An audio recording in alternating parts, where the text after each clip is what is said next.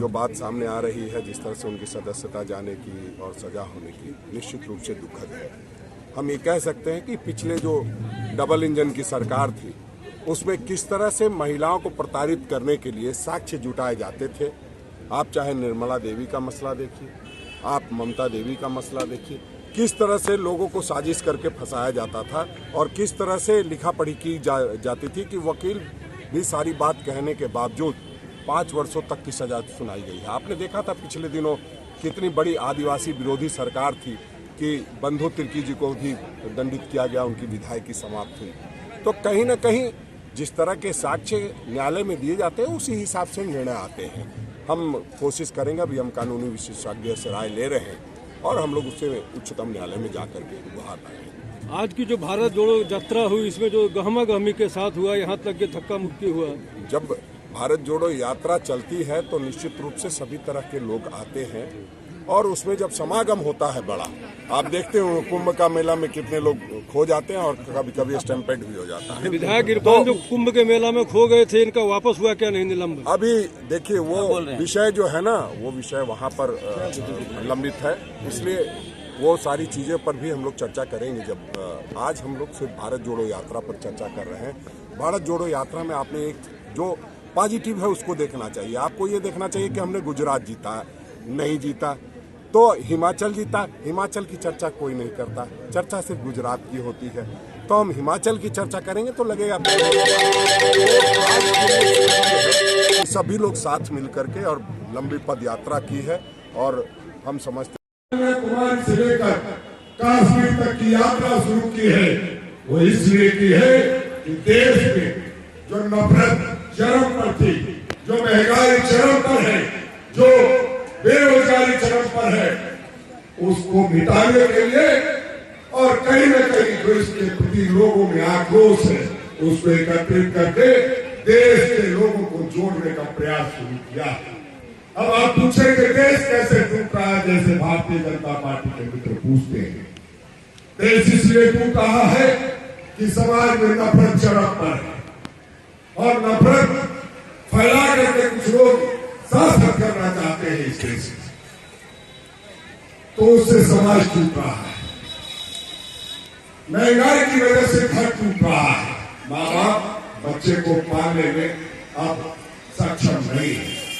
बेरोजगारी की वजह से बच्चे माँ बाप को पालने में सफल नहीं हो पा रहे हैं और जो देश का संविधान है वो कुचला जा रहा है। बाबा साहब अम्बेडकर जी ने जो संविधान दिया था उसको कुचला जा रहा है। लोकतंत्र का गला घोटने का प्रयास किया जा रहा है और इसलिए आदरणीय राहुल गांधी जी भारत को बचाने कन्याकुमारी से लेकर कश्मीर तक निकले। हम लोग इसलिए उनके साथ कदम से कदम मिला के चल रहे हैं। आज 20वां जिला है जामताड़ा, जहां हम लोग चलने का काम कर रहे हैं और लगातार मैं जानता हूं कि सभी जिलों में प्रखंड और पंचायतों में यह यात्राएं चल रही है। जहां नहीं चल रही है वो उनको स्पीड अप किया जा रहा है ताकि जिन उद्देश्यों को लेकर के राहुल गांधी जी चले हैं उन उद्देश्यों को हम जन जन तक, अंतिम व्यक्ति तक पहुंचाने का काम करें। मैं भी कह रहा था संविधान खतरे में है। आप पूछेंगे किस बात से संविधान खतरे में है? संविधान इसलिए खतरे में है, क्या आप जानते हैं जो आपने अपनी ताकत लगा करके इस राज्य में गठबंधन की सरकार को बनाने का काम किया, उसको कहीं न कहीं केंद्र में बैठी भाजपा की सरकार जो स्वतंत्र एजेंसियां है ईडी जैसी, उसको गुलाम बना करके उसके माध्यम से जो जनता ने जनमत दिया है, जो जनता ने बहुमत दिया है, उसको लूटने का काम कर रहे हैं।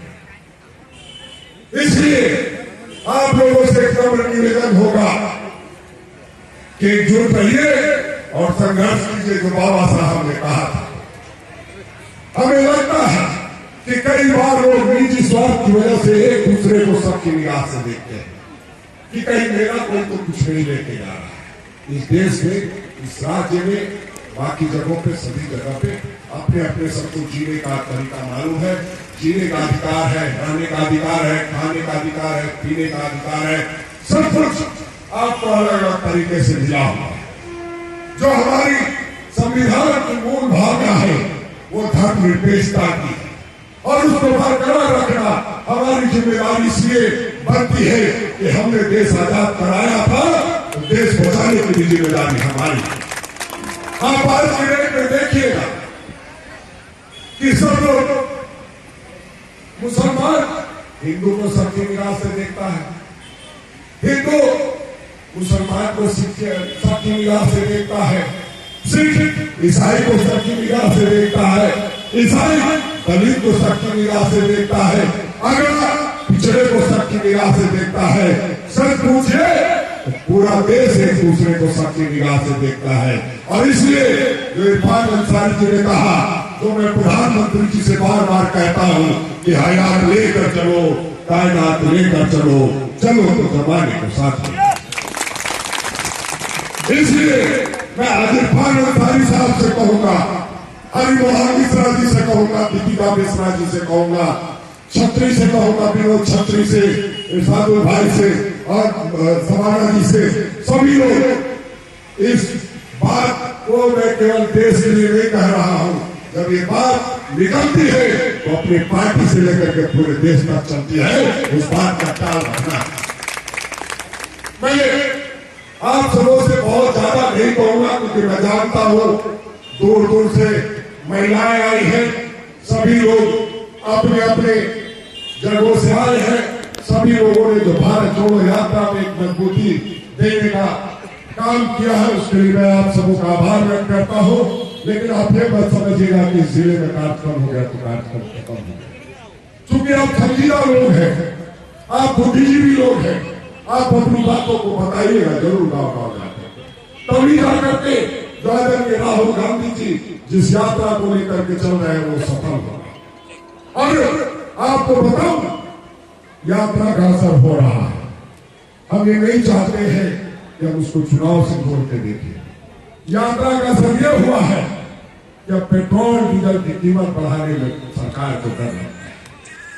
यात्रा की का इम्पैक्ट ये पड़ा है कि नफरत फैलाने वाले लोग कहीं कहीं ना कहीं घर में छुप करके बैठ गए हैं, और कहीं ना कहीं मैं कहूंगा कि प्रधानमंत्री जी को असर इतना हुआ है कि प्रधानमंत्री जी अपने हाथों से नियुक्ति पात्र बेरोजगारों को बांट रहे हैं।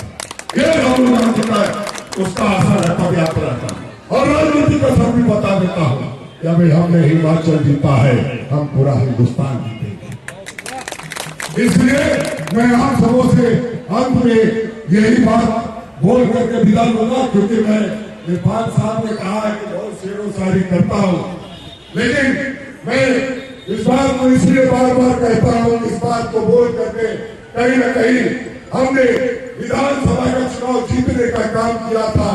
ये जो पिछला चुनाव था विधानसभा का, उसमें मैं लगातार कहता था कि कैसे कैसे मंजर सामने आने लगे हैं, कैसे कैसे मंजर सामने आने लगे हैं, मुसलमान से लेकर हिंदू तक चिल्लाने लगे हैं। अब तो बदल दो गंदे तालाब का पानी, क्योंकि कमल के फूल मुरझाने लगे हैं। जय हिंद, जय भारत, जय भारत।